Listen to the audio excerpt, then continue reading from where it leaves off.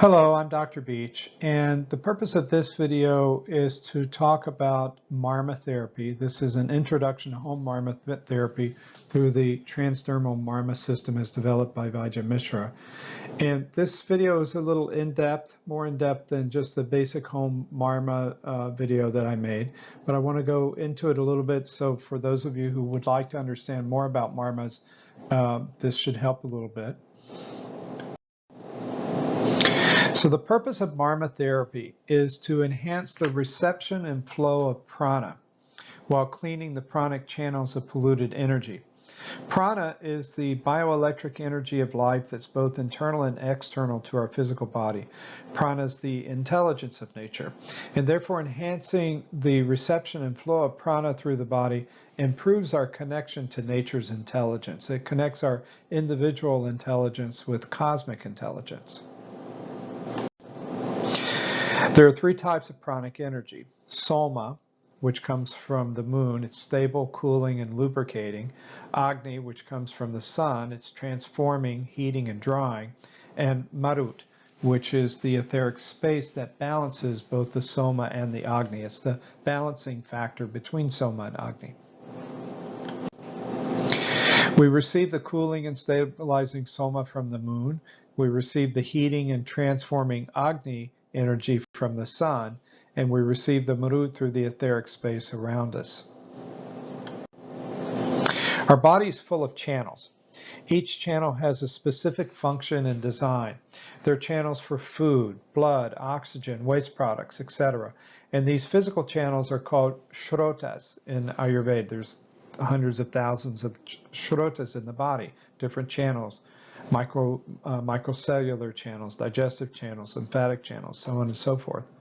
Likewise, we have vibrational channels also that are unseen, invisible channels that are designed to carry the pranic intelligence of nature. And these channels are called nadis. Now, since there are three types of pranic energy, there are also corresponding nadis designed to carry that specific energy. Thus, there are Soma nadis, Agni nadis, and Marut nadis. Ayurveda describes 72,000 nadis exiting from the navel area that deliver the pranic intelligence to every cell, tissue, and organ of the body.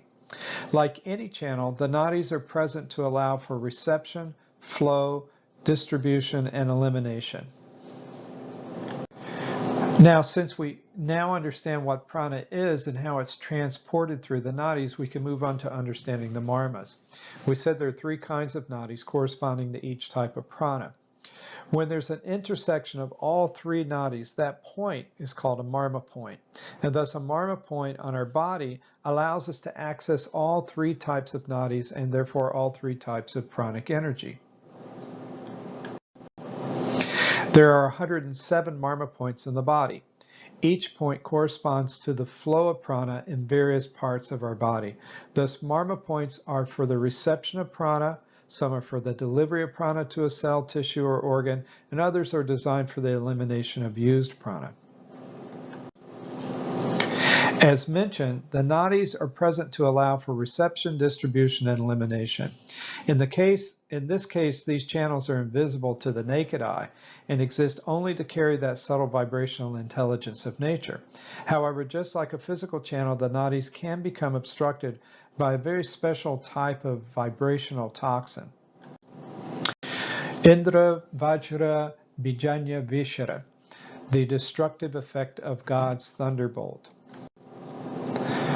So this type of toxin that accumulates in the nadis, and it's the thunderbolt of Indra, the king of the gods. That's the ancient term for what we today would call electromagnetic fields. These EMFs are highly charged and can overload the nadis, reducing the flow and reception of prana. EMF toxins are hot and even burning.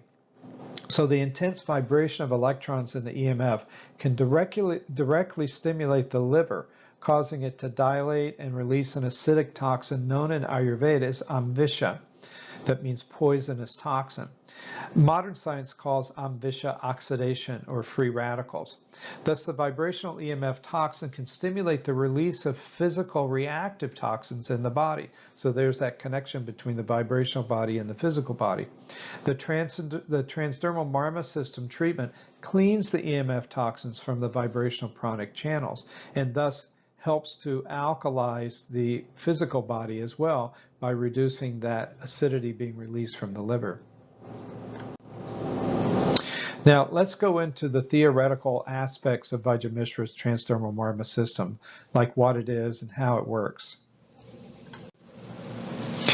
TMS, which means Transdermal Marma System, is an authentic and practical combination of the science of Marma, transdermal Ayurveda, it means across the skin, aromatherapy, touch therapy, and mantra therapy.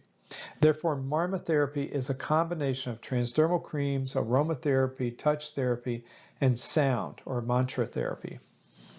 That's the Transdermal Marma System. So Marma points are like switches that control the flow of prana to different organs and tissues of the body. Marmas receive and distribute prana to our systems, organs, tissues, etc. The knowledge of Marma involves how to enhance the flow and reception of prana and the release of used prana, that bioelectric energy. Ayurveda has recognized the transdermal delivery system for thousands of years. The concept of Brachika Pitta, which is a subdosha of Pitta dosha, is there to explain the process of absorption through the skin, transformation through the skin. Brachika Pitta is described as the ability of the skin to transform or cook whatever it contacts and absorb it into the body. According to Shaka Vansya Ayurveda, the components of aromatherapy are that the aroma should be filled with pleasure and totally blissful, that aroma is very fast due to its tiny molecular size and weight, aroma is agreeable, and aroma is smooth and gentle. Most essential oils pass through the barrier of the skin and can be detected in exhaled air within 20 to 30 minutes, meaning if you put a very pure essential oil on the skin like lavender, it's coming out the lungs within 20 to 30 minutes. That's how fast it goes through the system. So aromatherapy makes the products more powerful and effective because it enhances the delivery of the prabhava, or vibrational intelligence of the herbal ingredient, to the targeted tissue. So it enhances, in a sense, you would say bioavailability, but this is on a vibrational level. In Ayurveda, this is called a yoga vahi. Space, or akasha, gives rise to the element of air, vayu, and this is associated with the sense of touch. Thus, proper touch, or sparsha it's called, means touch, is a powerful tool to enliven the marut prana in the marma point. The skin is the seat of touch. Proper touch of the skin in the proper way can enhance the reception and flow of marut predominant prana and pacify vata dosha in the body. Marut is the balancing factor for Agni and Soma. So let's look at how we apply the transdermal creams. We use the fourth finger of either hand. The touch, as I described, should be very, very light, almost like you're trying to just tickle the hairs on the skin. And the cream is always applied in a clockwise circle 7 times to the point.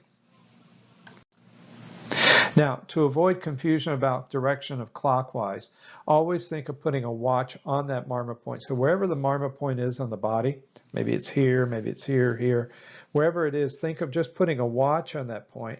When you put a watch, that's the direction the watch is going, because clockwise on the back of my hand and clockwise on the front of my hand are 2 completely different directions. This method keeps the clockwise motion very simple in our minds. Do the marma therapy in a quiet area with no disturbances. Turn off the TV, radio, computer, not only to minimize distractions, but also to reduce the EMF toxins that we're absorbing from those devices. So there are different creams that we use for marma therapy. One of them that we use a lot is DGL cream. And you can, DGL means deglycerized licorice, and it's very opening to the channels without heating them, and it's also binding to Amavisha in the system. So where do we apply the DGL cream? We apply DGL cream to the Marma points on the soles of the feet, which are right here, and the palms of the hand. Now, just so that it's not confusing, think about the palm of the hand for a minute. You have the area right beneath the fingers, those padded areas, which are the palm side of the knuckles. And then if you just take your finger and slide off of that area, then you'll come to the palm, right in the center there, okay? And that would be the Marma point on the hand. Think of the feet the same way. So you have the toes, and then you have that padded area, which are the other sides of the knuckles of the toes, so to speak, metatarsals they're called.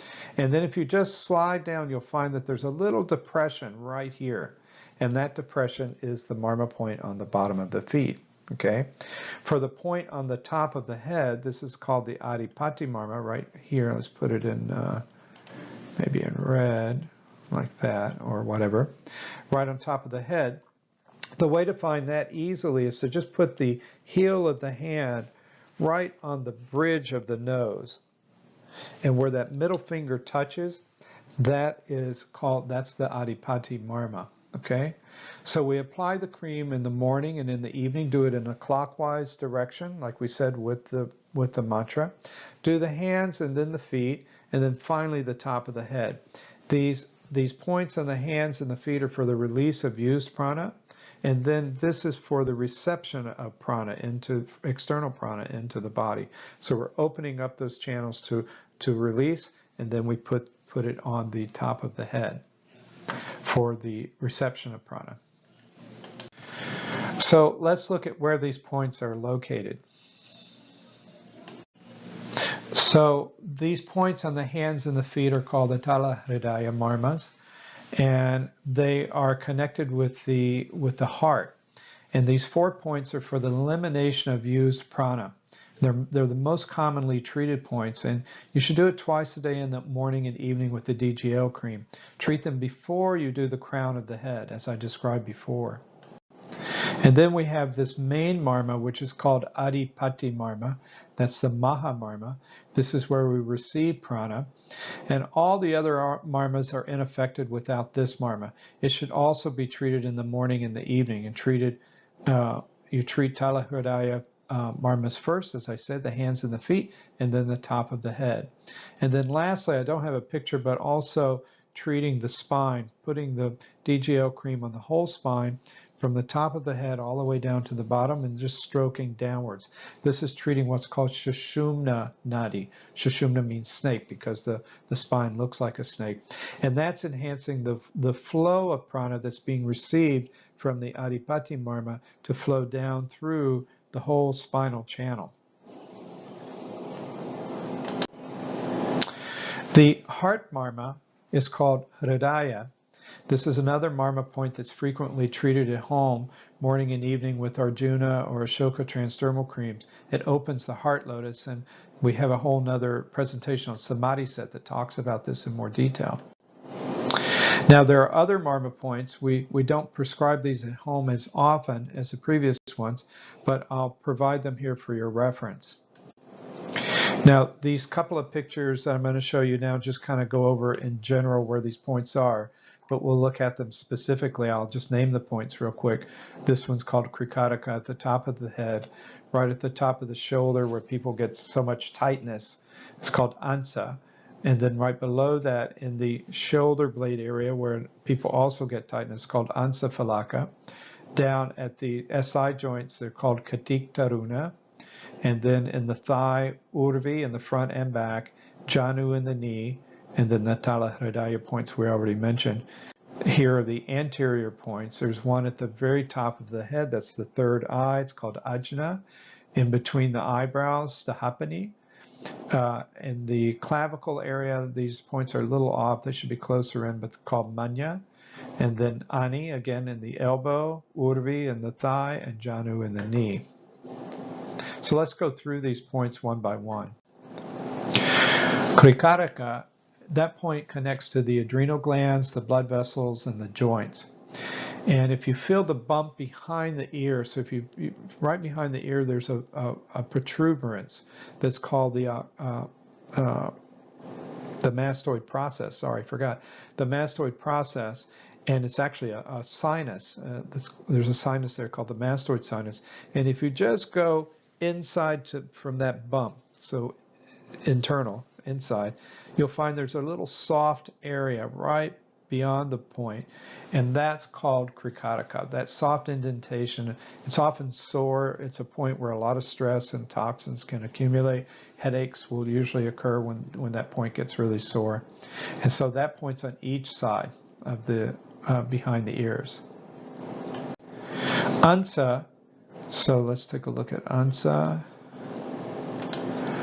Ansa would be this point here and here.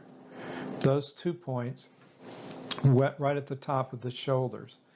And you can feel them. There's a little dip there, and everybody knows those points. When somebody comes up and rubs your shoulders and you're sore in those muscles, in the trapezius muscle, that's Ansa. And this is a neuromuscular Marma point. It helps with the release of stress when we treat that point. Ansa Phalaka, which is here, is that point on the shoulder blades. It gets so tight. You can reach it. If you reach back right there, it's actually the insertion of a muscle called the levator scapulae, which lifts the scapula up. It's a very, very tight point because we're sitting all the time, raising our shoulders. It tends to get tight and accumulate toxins there. Then Katik Taruna, which is right here. That point is, if you look at the dimples that are in the back there, that's a point anatomically. It's a point called the posterior superior iliac spine. It's a protuberance there creating that dimple, and that is Katik Taruna Marma point. It's a very powerful point. It's associated with the genitourinary function and back pain. It provides prana to the kidneys. Ani is elbow, and so those 2 points are on either side of the elbow, just above the bone on both sides of the tendon. So if you bend your elbow, you can feel the tendon coming in the back here, and so it's on either side of that tendon. If you open your arm and just slightly bend it, you'll feel the tendon pop up, and it's on either side of that tendon there, just above the crease in the elbow. It's very easy to locate. Apply very gentle pressure because it can be painful. Urvi is in the thigh. You've noticed it's about two-thirds up from the knee before you get to the hip area up here. And that's in the front and in the back. Okay, and it governs the whole leg, supplies prana to the hips. And it's you can use more pressure than usual there. There's a specific condition called uru stam, that's coming from, uru means hip, so it means hip like a bamboo pole, and that point can be active when the hip gets stiff like that in uru stam. So this point is called janu, and with janu it means the knee, and so you can locate the point easily if you bend the knee. We'll look at the one in the front. Bend the knee, we have the kneecap here, and then from the kneecap you have a tendon that goes down. It's called the quadriceps tendon. That's attaching into a bone right here called the tibial tubercle. And right on either side of that tendon there's a depression, and that would be janu in the front of the knee. Now this picture is incorrect. I wasn't looking closely and I put the dots in the wrong place. The points on the back of the knee are directly behind the points on the front of the knee. So those points should be right here and not up at the top. They should be down at the bottom. So directly behind these 2 points that are in the front. And all knee problems start from this dimple in the back of the knee, and we use gentle pressure with those. Manya, 50% of the collarbone inside by the insertion of the scalenes. Basically, you can see where the clavicle is coming in here, and then There's the SCM muscle, which is here, and the scalene muscles are right there, right in between that area. It's a little dimple there. It's easy to find. That's called manya. And it governs the motility of the entire neck. Use gentle pressure there because that's a very delicate spot. Kant controls the throat. It controls respiratory functions. It connects the heart with the mind. We use it in the samadhi set quite a bit with Tulsi cream. So you can use Tulsi cream on that point for any sort of infection, respiratory problem, that type of thing. Also, Kanchanar is good on that point for thyroid problems. Stahapani is one of my favorite points. Stahapani is located right between the eyebrows there, just right there. And it's a very special point because it disconnects the mind from the senses. We use it during the samadhi set. It allows the mind to disconnect so that it allows the mind to calm down. It's a very, very nice point. And then the point right above it, which we all refer to as the third eye, that's up above in the forehead, and that connects the light, connects us to the light of the soul. And Vaidya said that we should just touch that point extremely lightly, almost like touching rice paper like that. Just very, very, very light. Now, do your Marma therapy every day. It's a hallmark of Shaka Vansya Ayurveda. We give this home Marma therapy treatment with DGL. I have another video that just explains that therapy just specifically. But the results with Marma therapy have always been positive, sometimes even miraculous, but they're always relaxing. And then for more information, you can contact us at that phone number and email address. Thank you very much.